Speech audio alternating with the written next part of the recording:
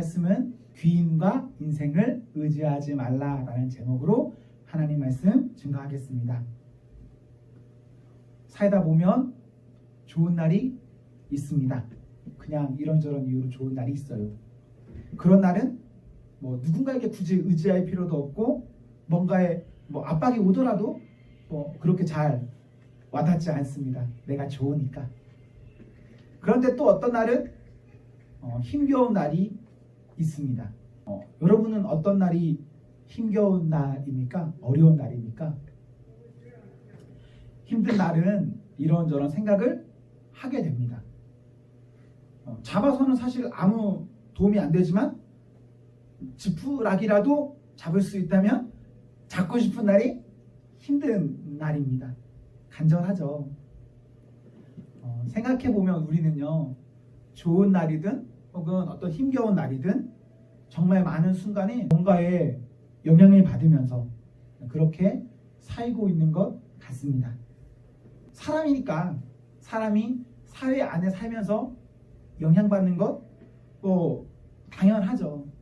당연한데 그럼에도 바라기는 여러분이 여러 영향 가운데 선한 영향 가운데 머무르기를, 그리고 그렇게 살아가기를. 혹시나 여러분들에게 악한 영향력이 다가온다면 그때에는 그 영향력을 멀리 떨쳐내고 선함으로 이겨내며 살아가기를 저는 기대합니다. 혹시나 여러분들에게 여러 상황이, 여러 이유가 아픔으로 다가오지 않았으면 좋겠어요. 아픈 걸 싫으니까요. 어렵잖아요. 우리 모두가 이런 저런 일을 겪을 때 그 이런 저런 모든 일들이 우리를 오직 성장시키는 그 길로만 이끌어 주셨으면 좋겠습니다. 코로나 때문에 힘든 이것 때문에 우리가 더 나쁜 길로 가는 것이 아니라 더 유익하고 좋은 길로 그렇게 갔으면 좋겠어요. 여러분이 공부하시는 일들도, 여러분이 어떤 준비하시는 일들도 그것 어렵잖아요. 근데 그것을 통해서도 더 좋은 길로 그렇게 갈 수 있으면 너무 좋겠습니다. 청년 여러분, 우리의 삶에서 우리 모두가 어떤 일이 겪어나갈 때 우리 하나님을 의지하면 좋겠습니다. 절박하니까 잡고 싶은 게 많잖아요. 그런데 그때 잡고 싶은 것 많지만 하나님 잡을 수 있기를, 하나님 보기를, 하나님께 매달리기를 바랍니다. 하나님을 의지하며 산다는 것 쉽나요? 어렵나요? 어쩌면 쉽고 어쩌면 어렵죠. 하나님을 의지하며 산다는 것은요, 여러분이 오늘을 하나님을 인식하면서 살아간다면, 하나님을 이렇게 생각하면서 살아간다면 그것으로 시작할 수 있습니다. 하나님을 생각하며 살아간다. 쉽기도 하고 진짜 어렵기도 해요. 그런데 여러분이 정말 하나님을 생각하며 살아간다면 그것으로 여러분은 하나님을 의지하며 살아가는 그런 청년입니다. 그런 시간들이 쌓이고 쌓이다 보면 그 사람이 훗날 뒤를 돌아봤을 때 그 사람의 인생이 하나님이 이렇게 이끄셨고 하나님이 성도에게 이렇게 말씀하시는구나를 모두가 알 수 있게 됩니다. 지금이 곧 과거가 되고 미래가 곧 현재가 됩니다. 지금의 순간에 하나님 인식하면 여러분 하나님 의지하는 사람입니다. 하나님 인식하며 의지하며 살아가셔야 합니다. 오늘 본문은 귀인과 인생을 의지해라 합니까? 귀인과 인생을 의지하지 말아라 라고 기록하고 있습니다. 귀인은 권력자, 힘있는 자 라는 뜻입니다. 실제적으로 나에게 어떠한 도움을 줄 수 있는, 영향을 미칠 수 있는 사람이 귀인입니다.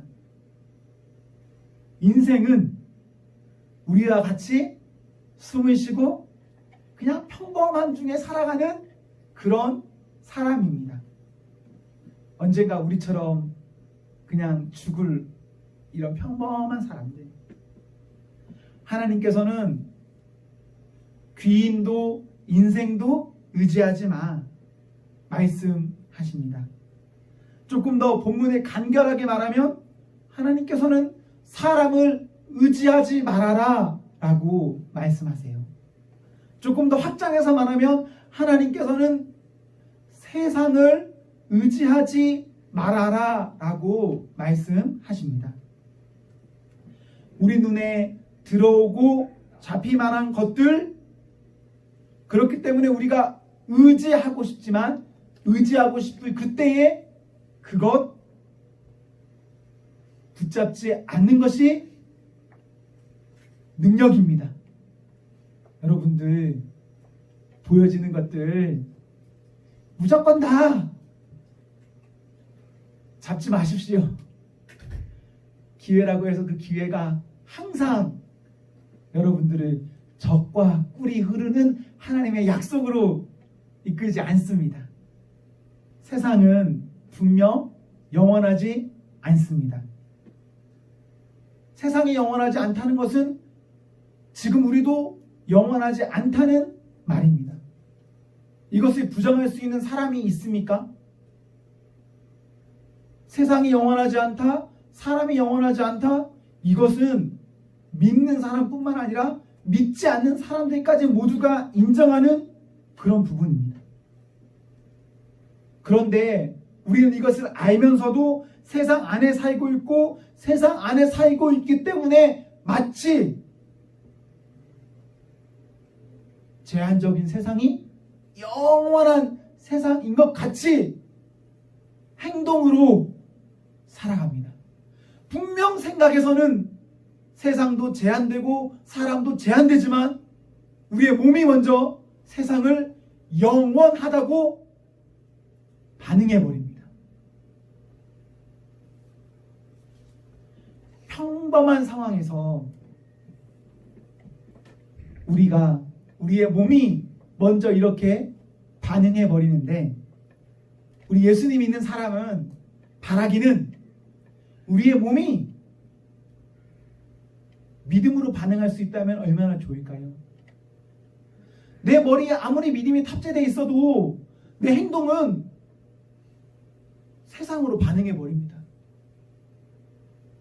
그런데 내 속에 무엇이 있든지 간에 내 몸이 이미 그것에 반복, 숙달, 습관화되어서 A가 들어오면 A 다시로 즉각적으로 출력할 수 있는 그 모습이 저에게 있다면 얼마나 좋을까요? 말씀을 생각하고 고민하고 다시 그 고민한 것을 정리하여서 반복적으로 행동하고 습관화하는 것. 여러분, 믿음에도 훈련이 필요하고 습관화가 필요합니다. 사람의 생각이 어찌됐든 세상의 어떠한 기류에 따라서 우리의 몸이 반응하는 것처럼 성도는 더 이상 세상의 어떠한 것에 몸이 먼저 반응하는 것이 아니라 말씀에 몸이 먼저 반응할 수 있는 그러한 습관화, 그 모습이 저희들에게 있어야 합니다. 그렇게 살아야 귀인과 인생을 의지하지 않겠죠. 어려우면 저도 귀인과 인생을 의지하고 싶습니다. 제가 진짜 막 어렵잖아요. 그럼 또 전화하고 싶어요. 저에게 도움 줄 사람 있을 거 아니에요. 전화 한번 하면 해결될 일들 있잖아요. 전화하고 싶어요. 진짜 한 번에 해결될 일들. 그런데 그렇게 하면 안 된다는 거예요. 여러분이 손쉽게 할 수 있는 어떠한 방법을 떠나가는 겁니다. 어제 어느 청년과 메시지를 했습니다. 제가 그 친구가 어떤 상황 중에 있었는데 그 상황을 보면서 이렇게 말했어요. 내가 적어도 이 일로는 당신을 걱정하지 않아. 당신을 걱정하지 않으니까 그냥 잘하면 돼. 그런데 그분이 저에게 이렇게 말했어요. 기도해 주세요. 저는 그 친구가 처한 어떤 상황이 그 친구가 잘하는 거기 때문에 괜찮다라고 했거든요. 근데 그 친구가 기도해 달라고 하더라고요. 뭘 기도해야 돼? 라고 다시 물었는데 그 친구가 말하는 것은 지금 제가 교회 다니는 것은 억지로 다니는 거예요. 습관처럼 다니는 거예요. 노력하면서 다니는 거예요. 라고 이야기하더라고요. 저는 그 말을 듣고 그 말에 안타까움이 있었습니다.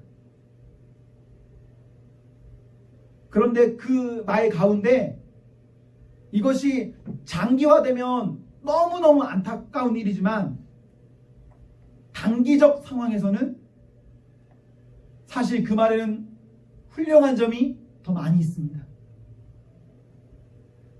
하나님 앞에 예배 드리는 일에 습관이, 노력이 그래도 아직까지는 작용되고 있다는 것은 이것은 아직은 그 사람이 확실히 하나님 믿는 사람이다라는 것을 반증하는 것이고 또한 그 습관과 노력이 아직까지는 그 사람을 지켜주고 있다는 말입니다. 혹시 여러분이 교회에 올 때 억지로 오기 싫은데 습관처럼 나오는 것일 수도 있습니다. 그런데 그것을 좋게 보면 그 습관과 노력이 여러분을 지금 지켜주고 있는 겁니다. 여러분이 그 습관과 그 노력을 만들어내기 위해서 얼마나 많은 시간을 들였겠습니까? 얼마나 많이 반복했겠습니까? 그렇게 하다 보니까 지금은 그것이 여러분을 지켜주고 있습니다. 여러분들이 지금 이런 고민 가운데 신앙생활을 하고 있다면 여러분 지금 이것을 잘 넘기면 여러분들은 믿음의 성장을 이룰 수 있습니다. 그냥 아무 생각 없이 교회에 다니는 것보다 여러분이 뭔가 부딪혀보고 그 부딪힘 가운데 답을 얻어내고 그래서 살아가는 것, 그럼 여러분 정말 큰 유익을 지금이 지나면 얻을 수 있습니다. 그 친구가 말한 내용을 좀 더 구체적으로 말하면 이렇습니다. 마음이 안 돌아오고 억지로라도 습관처럼 노력하고 있다. 교회 하나님께 마음을 쏟고 싶은 마음이 되었으면 좋겠다. 지금 나는 빔 껍데기만 교회에 오가는 기분이고 교회에 안 가고 싶다. 이런 이유로 이 친구가 저에게 기도해 달라 했습니다. 이 기도가 저에게는 어떤 면에서는 참 마음이 아픈 기도입니다. 왜냐하면 결과적으로 여러분들이 이런 고민을 하고 있다면 이 고민의 책임은 누구의 책임일까요? 저의 책임이거든요. 여러분이 교회 나오기 싫다. 나는 신앙생활이 어렵다. 그건 제가 책임져야 될 부분입니다. 그래서 참 마음이 아픈 기도 제목이기도 합니다.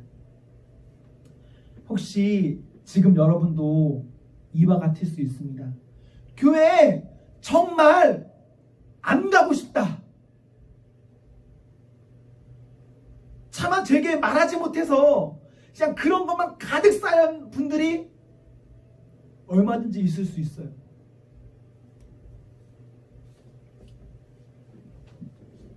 그런데 여러분, 혹시 여러분이 그런 상황 가운데 있다면 한 3가지 정도 생각하셨으면 좋겠어요. 첫 번째로는 여러분 스스로가 그 힘든 상황 가운데 말씀 있고 기도하셔야 됩니다. 그리고 여러분의 그 상황을 여러분 곁에 있는 분들에게 이야기하십시오. 기도해달라고. 3번째, 저에게도 기도해달라고 말하세요. 여러분이 기도하시고 곁에 기도를 부탁하시고 저에게도 부탁하시고. 3가지. 여러분, 부끄러워하지 마십시오. 내 신앙이 흔들리고 있다. 나 어렵다. 안 부끄러워해도 됩니다. 부끄러운 건 그거 감추고 있다가 예수님 떠나는 게 더 부끄러운 일이에요. 그리고 그런 것들을 여러분이 생각하고 있다 하더라도 저는 여러분들에게 손가락질 하지 않습니다. 그냥 같이 기도할 겁니다. 우리 청년부가 그런 청년부가 되면 얼마나 좋을까요? 본인의 아픔을 말할 수 있고 듣고 수군대는 게 아니라 같이 기도해 줄 수 있고 위로해 주는 청년을.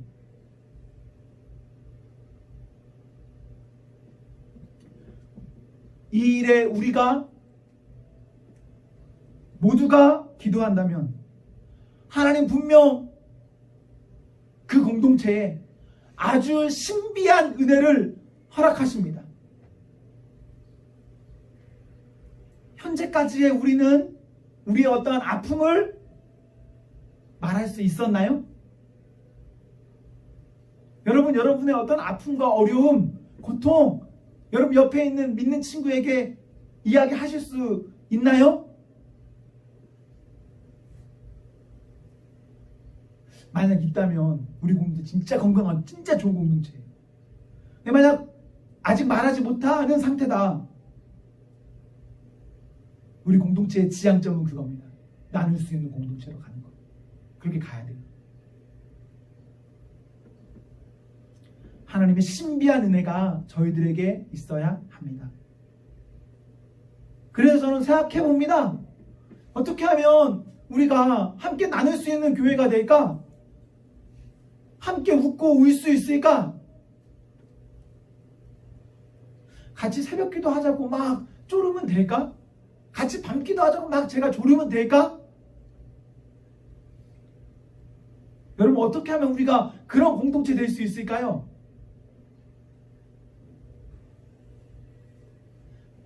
저는 저같이 앞에 있는 사람이 여러분들에게 뭐 하자! 이런 거를 잘 공감하지 못해요. 그래서 제가 바라고 기도하는 건 뭔지 아세요? 하나님 저희들에게 어떤 특별한 은혜를 주셔서 공동체 전체의 분위기가 그것을 할 수밖에 없는 분위기 주시기를, 어떤 스파크, 어떤 불꽃 주시기를 기도하고 있습니다. 우리 가운데 어떤 한 사람에게 하나님 불꽃 주시면 그 한 사람이 그 옆 사람에게 그 불꽃을 넘겨서 할 것이고 그 불꽃이 확장될 거란 말이에요. 전 그 확장성, 그 불꽃을 꿈꿔봅니다. 2020년도에 우리가 그렇게 한번 불탈 수 있을까요? 그래도 우리 꿈은 꿔봅시다. 지금 정말 생각도 못했지만 갑자기 오늘 당장, 내일 당장, 다음 주 당장 이 자리에 어떤 신비한 역사가 있는 거예요. 모이지 않고서는, 기도하지 않고서는, 찬양하지 않고서는 막 견딜 수 없는 어떠한 임하는 그 날을 우리 꿈꿔봅시다.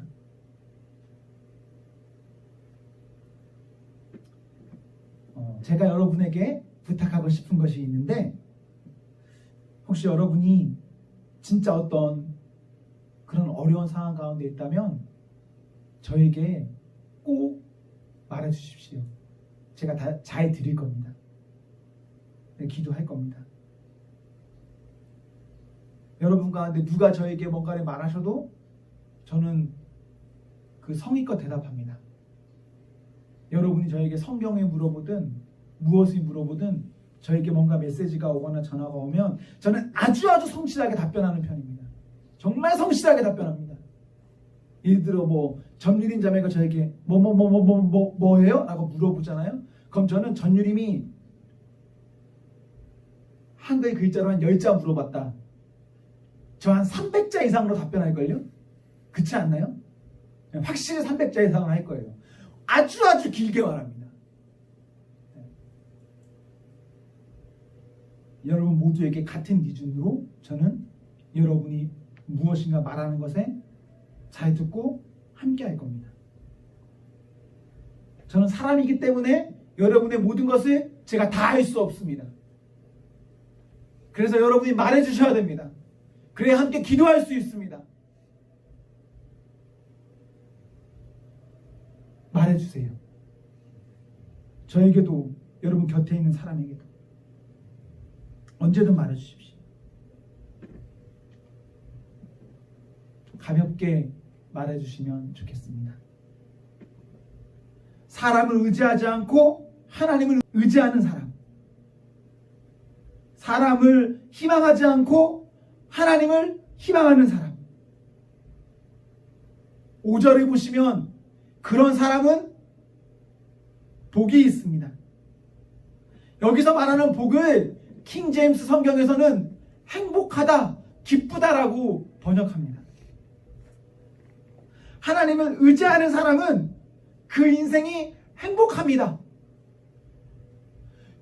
귀인과 인생이 아니라 하나님 의지하면 여러분 행복합니다.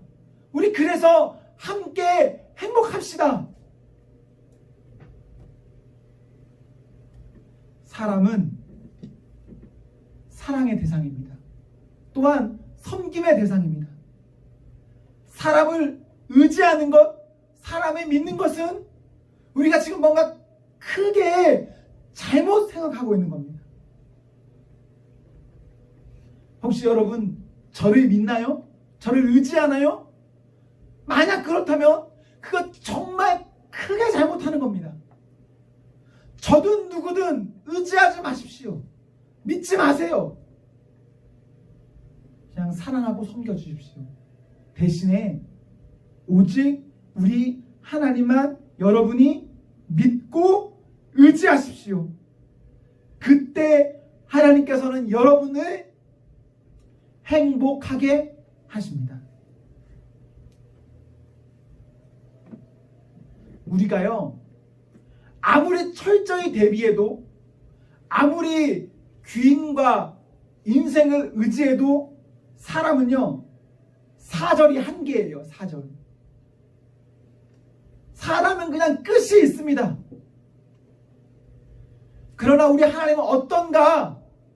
10절과 같습니다. 하나님이 영원하세요. 사람이 철저히 준비한다고 해도 사람은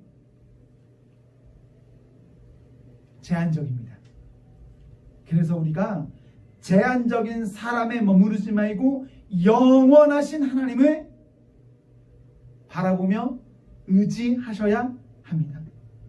하나님을 믿어야 하는데, 믿어야 할 하나님은 정작 믿지 못하고 사람 바라보는 것, 우리 안 그랬으면 좋겠습니다. 7절에서 9절을 보시면 우리 하나님께서는 이렇게 정의를 행하십니다. 우리 하나님께서는 정의 아래 이렇게 억눌린 자, 약한 자를 돌보세요. 귀인과 인생이 아니라 하나님을 왜 의지해야 하나? 하나님은 7에서 9절과 같이 약한 자, 억눌린 자, 가난한 자, 불쌍한 자를, 그리고 정의라는 기준으로 돌보세요. 여러분이 돌봄 받고 싶습니까? 그럼 하나님의 기준 앞에 서시면 됩니다. 하나님의 기준은 어떤 기준으로 마련되는가? 여러분이 하나님을 의지하면 의지하는 그 사람에게 하나님의 기준이 임합니다. 우리가 우리의 삶의 어떤 면이든 하나님 의지하면 우리 하나님 우리에게 6절 후반절에 보시면 영원히 진실하게 하십니다. 하나님은 하나님을 의지하는 자에게 영원히 진실히 행하십니다. 하나님 가만히 보고만 계시지 않습니다. 하나님도 일하세요.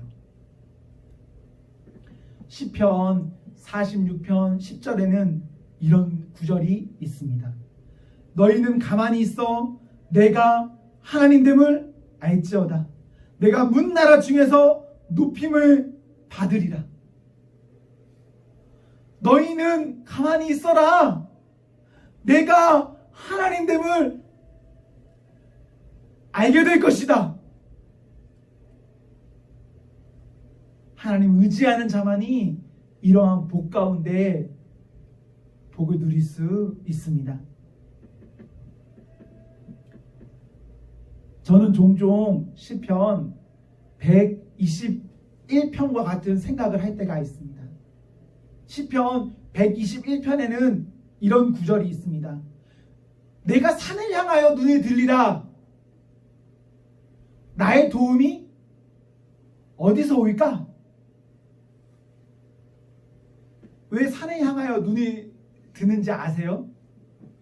힘드니까 어려우니까 그 사면에 훑어보는 겁니다.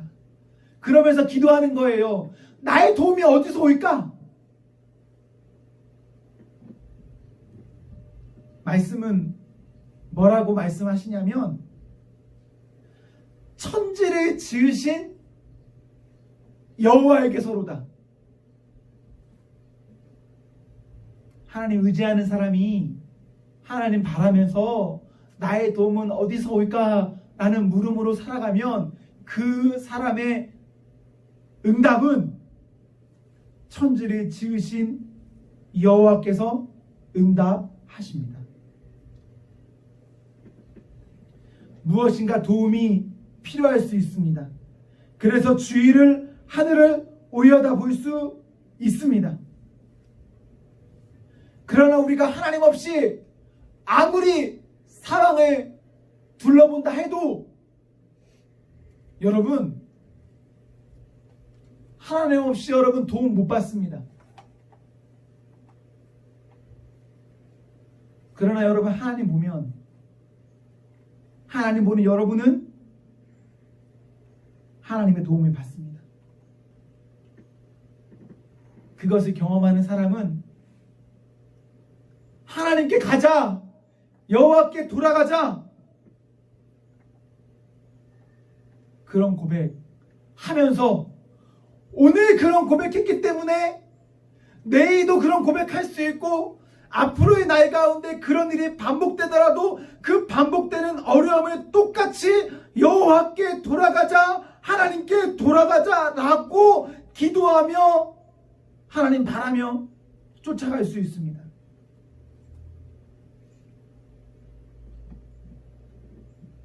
오늘 본문을 보면서 고심했습니다. 어떻게 좀 더 구체적으로 세상을 의지하지 않고 더욱 하나님을 바라며 의지하며 살 수 있을까? 여전히 큰 문제가 내 앞에 있는데 내 앞에 있는 그 문제에 어떻게 귀인과 인생을 의지하는 것이 아니라 하나님 의지하며 살아갈 수 있을까? 생각해 봅니다.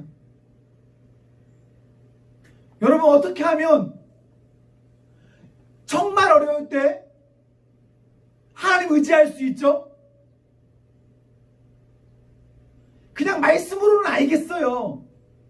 귀인과 인생 의지하지 말라는 것 말씀으로는 알겠는데 어려우면 그 어려운 거 당장 돌파하고 싶잖아요. 그래서 내 주변에 모이는 무엇인가 잡고 싶은 게 사실이잖아요.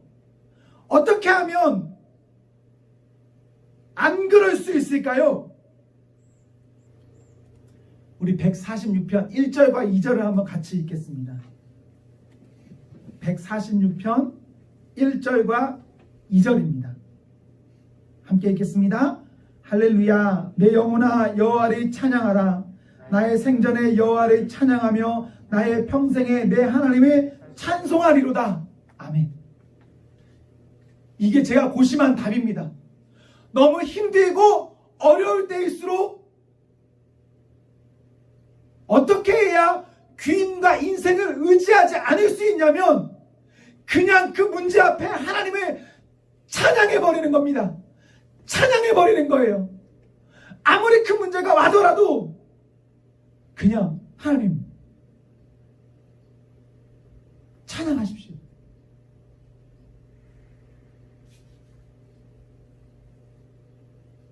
이런 거예요.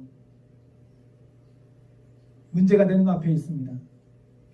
그 문제를 보게 되죠. 생각하게 됩니다. 그럼 내 머리는 복잡해지고 어려워집니다. 확실하죠? 내가 고민하고 생각하고 내 머리는 복잡해졌는데 내 앞에 있는 문제는 해결됐습니까? 안 됐습니까? 안 되죠. 여기까지는 다 똑같아요. 안 됩니다. 그렇게 살지 말라는 거예요. 문제가 있다. 고민하지 말아라. 묵상하지 말아라. 문제를 묵상하면 문제가 더 커집니다.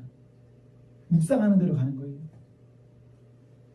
그때에 문제가 아니라 문제보다 더 크신 하나님을 보고 하나님을 묵상하는 겁니다. 하나님을 찬양하는 겁니다. 그렇게 찬양하는 거예요. 그럼 그 찬양 가운데 문제는 보이지 않게 되고 하나님이 보여지는 겁니다. 하나님 보여지며 하나님 보여지니까 그렇게 살아가는 사람, 귀인과 인생을 의지할 수 있겠습니까? 귀인과 인생도 보이니까 의지하는 거예요. 귀인과 인생이 안 보이면 그거 의지하지 않습니다. 문제를 보고 문제가 보이니까 귀인과 인생이 보이고 보이니까 의지하는데 문제 앞에 하나님 말하고 하나님 보니까 다시 이것이 보이지 않고 그렇기 때문에 우리는 말씀대로 살아갈 수 있는 것이죠.